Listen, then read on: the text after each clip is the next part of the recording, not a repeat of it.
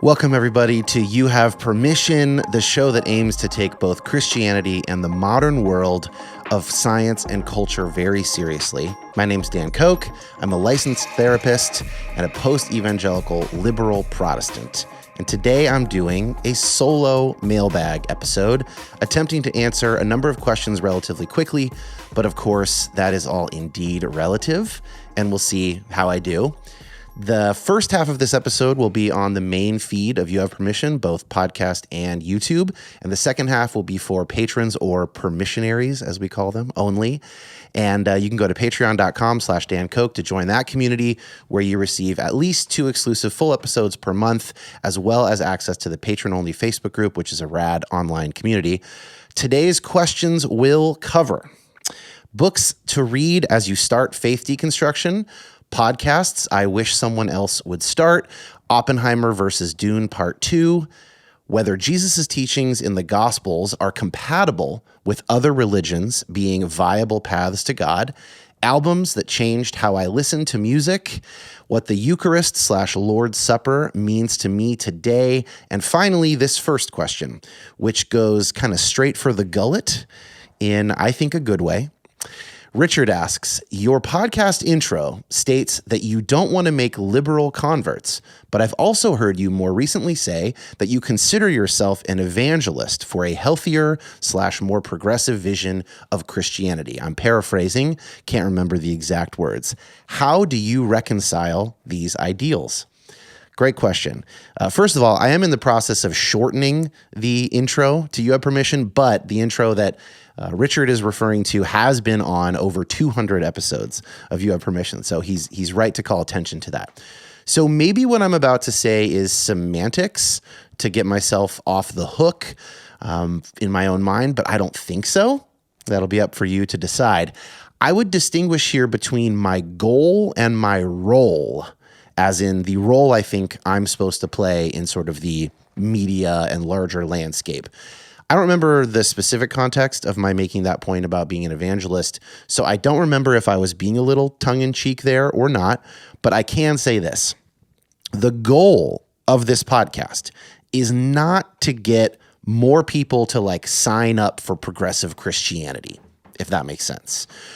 My goals generally are to help people find language for what they've experienced, to model a kind of open curiosity and a careful way of thinking about complex issues, and to help people move beyond being stuck, that kind of thing. And the role that I think I'm probably supposed to play in this larger media ecosphere is that of a liberal Christian taking faith seriously while also taking this modern world of science and culture seriously. That means basically believing science as science in any particular question or arena kind of reaches a critical consensus, a very firm evidence base for something, then I think that my role is to model what it's like to take that at face value and make sure that my faith is not in contradiction to that, because I don't think that there are as strong of reasons for any particular faith answer, faith approach, theological position as there are for the most solid scientific claims. Now, with the new intro changing and all that, and there being a lot less content in there, if there is some potential hypocrisy, hopefully it's going to be lower going forward. But I really liked how pointed and direct that question was, Richard, so I thank you for it. All right, next question. Natalie asks, what are 3 books someone should read at the start of their deconstruction from evangelicalism? I like that nice little use of the Ezra Klein Show final question, Natalie. If you know, you know. No free ads, but I am pulling up my own website here that I co-created with Sari Martin Concepcion. That is soyou'redeconstructing.com. Just letting you know, that is a resource. It doesn't have this list of 3 books to read at the beginning, but it's got a lot of lists of articles, podcast episodes, books, and blogs sorted by topic related to faith deconstruction. So this is an easy way to mention that organically and let people know that that's there if they think that it would be helpful. The first one that came to mind, the first book that came to mind, is Christian Smith's The Bible Made Impossible. Smith is a sociologist of religion, I would argue probably one of the top 2 or 3 sociologists of religion living today. That seems to be the consensus within the academic community. I find his work super compelling, very careful, thorough, well communicated, well explained, just fantastic stuff. But this book, Bible Made Impossible, he does less sociology, and he goes in to answer a question that he gets a lot, having himself converted to Roman Catholicism.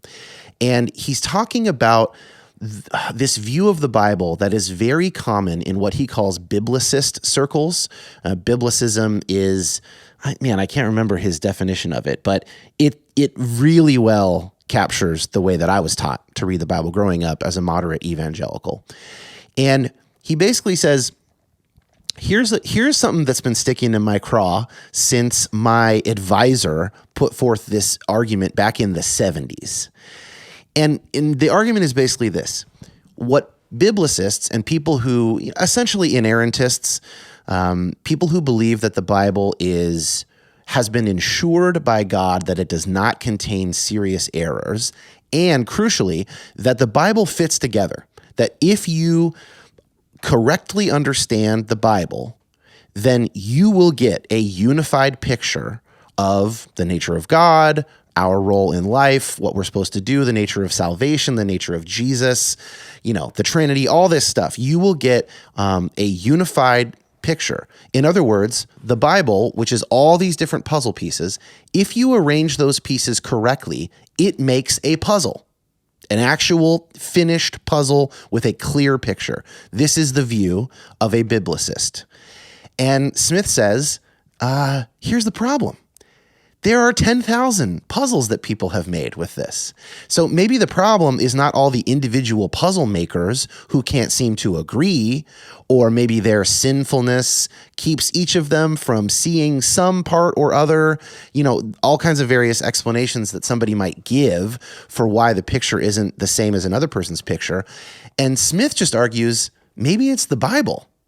Maybe the Bible itself doesn't lend itself to a complete puzzle picture, that actually the Bible does not agree with itself on every point. In other words, the Bible is multivocal. And I love this argument. Ever since I read it, I was like, yep, that fits the evidence way better for me. The reason that people can't agree, especially Protestants who have a lot more freedom in their interpretation of the Bible than the more liturgical and sort of hierarchical traditions like Roman Catholicism, Eastern Orthodoxy, stuff like that. Protestants can't agree, not because we can't agree as people. That's also part of it, of course. People are varied and they have different intuitions. But we can't agree on a standard picture of the Bible because the Bible doesn't lend itself to that. It doesn't work that way. And I'm convinced. So I would really recommend that book early on, especially if the Bible and understanding the Bible is a major source of confusion or tension or a growth area for you. Second, Bonnie Christian's book, A Flexible Faith. This is a super accessible read. She basically goes through 10 or so of the most contentious questions within Christianity. And she lays out the most standard, most popular variety of answers to those questions. So, is the Bible inerrant? She talks about inerrancy, infallibility, and mere inspiration, and various ways people have taken that to mean. What does the Bible say about women in ministry? She gives the different options of complementarian, egalitarianism, maybe something in between. She talks about, I believe, the end times. I don't remember if there's like a queer sexuality chapter or not. Different atonement theories. How do Christians understand the atonement to work? I've had Bonnie on multiple times to talk through individual chapters of A Flexible Faith. I will put links to those episodes in the show notes so you can kind of hear her and I bat a couple of those around. I believe the ones we did were atonement theories as well as views of inspiration of the Bible. But there's a bunch more in that book. So that is just a really great kind of early lay out the field as you're starting deconstruction. And third, since you specifically asked, Natalie, about the beginning of a deconstruction process and not later stages where many people might be looking for more of a reconstruction or a positive rebuilding of things, I would say early on, it's really worth considering the role of sexuality and purity culture in your individual upbringing. And I would say that for both men and women. Obviously, within purity culture, women take a lot more of the weight of the evil, I would say, and slightly softer, the sort of misguidedness of a purity culture of informed approach to sexuality, but it also harms men as well, and in all kinds of ways. And I would say probably my favorite way into that I've read is Linda K. Klein's book, Pure, which involves both her telling her own story, but also she interviewed like 30 other women from her hometown and home church community and kind of compiled those interviews into themes. And so many people have told me how much they've loved that book and that some of those stories, they've really found themselves in those stories. And I think that's a great place to start. I will give a shout out to The Great Sex Rescue by Sheila Gregoire and her co-authors, who I have had on the podcast as well to talk about that book. That's a bit more researchy, a bit more academic, but still very, very accessible. I think they did a 20,000 person interview with essentially conservative Christian women about all aspects of their sex life. And that's really research informed and really solid work. So I'll put a link also to that You Have Permission episode where I talked with her daughter and their kind of stats person who does most of their research. Now, if someone else has a question for a future episode, something like, what 3 books would someone read who's attempting to re-engage their faith after a thorough deconstruction? I'll just put in a little ad. That would be a great question. That would be a fun one to answer later. Okay, next up, Edward asks, are Jesus's teachings and claims in the Bible incompatible with the possibility of Buddha and other major religious leaders also being inspired by God and offering another path to God? So some of the teachings that the gospel writers ascribe to Jesus are compatible with a pluralistic approach to Christianity, and some are not. And then there's almost like a middle category.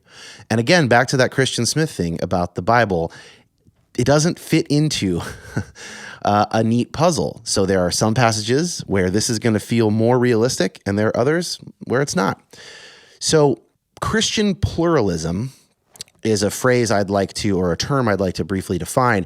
I just mean here that Christianity is in some sense true, but not in an exclusive way that entails that other religions are necessarily false in that they are distinct from Christianity. So this is a kind of both and option that Christians have for thinking about other faiths.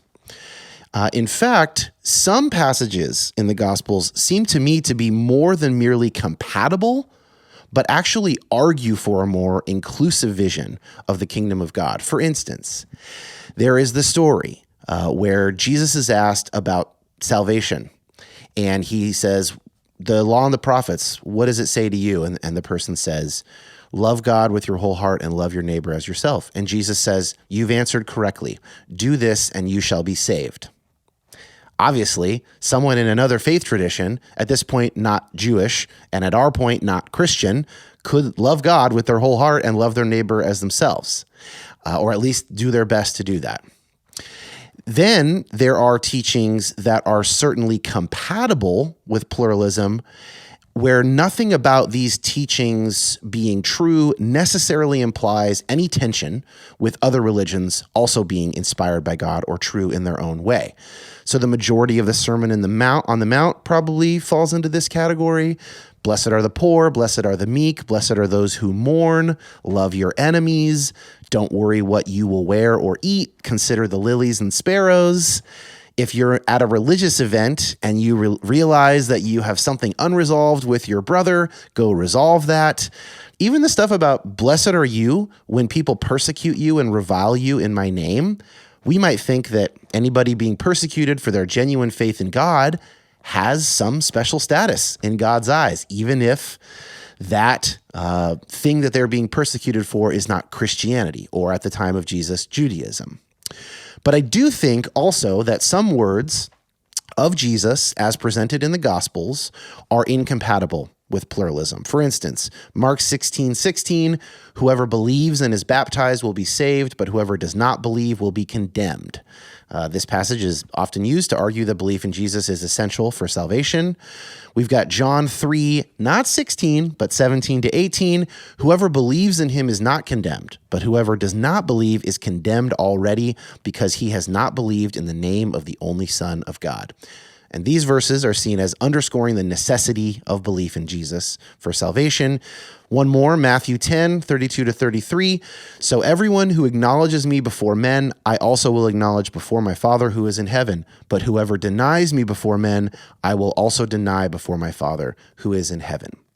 Now, I think that the earlier question that I answered about The Bible Made Impossible by Christian Smith, about the Bible being multivocal, this is important here. There are passages in the Gospels that present an exclusive Christianity, and there are passages that don't. Now, I used to think I had to put those passages together and make them fit together somehow. So maybe, for instance, here's how I would have done it. Okay, so yeah, anybody in any religion could love God with their whole heart and love their neighbor as themselves, but the wages of sin is death, so they can't do it. So Jesus is saying, well, theoretically you could, but no one can because no one is good but the Father, or maybe the Father and the Son. And so you have to have the propitiation of Jesus's blood on your sin so that you can be saved. And someone else trying to love God and their neighbor, they might do pretty well, but they're never going to get there. And so they can't be saved without the blood of Jesus. So that would be a way to try and put those passages together. Nowadays, I just say, here's a passage that's inclusive, and here's a passage that's exclusive. And it is actually up to me as an individual to figure out where I stand between those passages, because the Bible isn't going to do it for me because the Bible does not agree with itself. Now that feels weighty for a lot of people, but it's a pretty elegant solution, and I think it is the one that best matches the biblical evidence itself. So we have to discern and choose among these voices when they contradict each other. You must choose, brothers, you must choose. And by the way, I would just like to close this question by saying that every Christian, even conservatives, do engage in this choosing of some biblical voices over others. Generally, their choice of denomination does a lot of that choosing for them, or their pastor, and kind of what he or she thinks is the sort of most important stuff in the Bible. You'll notice that if you go to an evangelical megachurch, if they preach on it is harder for a rich man to enter heaven than for a camel to go through the eye of the needle, you will find that in, I would guess, 99 out of 100 of those churches, they will not take that passage literally. They will not say, okay, we have to give away our money. They won't. They will interpret it in light of other passages that kind of gets them off the hook. And by the way, I don't live as if that passage is literally true either. I'm not giving all my money away so that I can enter heaven more easily than a camel might get through the eye of a needle. I have made decisions that, you know what? Even if that passage should be taken literally, I'm not doing that. I have discerned that I will not do that. I will actually use my income to have a fairly comfortable and survival pressure-free existence for my family. So I've already done that discerning work, and I've come to a conclusion about a passage like that. The rest of these questions are going to be answered on the other side of the Patreon. People talk about a wall, but maybe it's better to talk about a curtain that is torn. Is that blasphemous? Anyway, so if you want to hear the rest of this, either audio or video, head over to patreon.com/Dan Koch. Thanks, guys.